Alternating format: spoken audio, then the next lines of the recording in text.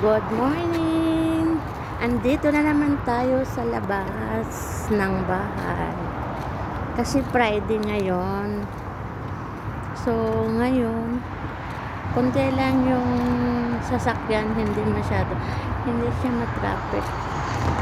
Kasi Friday. Mamaya pa yan, mga 1 o'clock. Kasi gising na lahat mga tao. Kaya ako ngayon andito sa garden. Sa garden namin.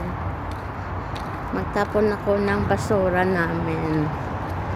Kasi wala pa yung driver. This week, darating na siya. Kaya 2 months yung vacation niya. So, dito ko ilagay yung basura ko.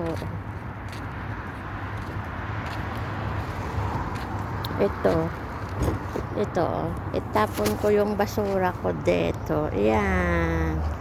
Basura yan, basura. Ayan.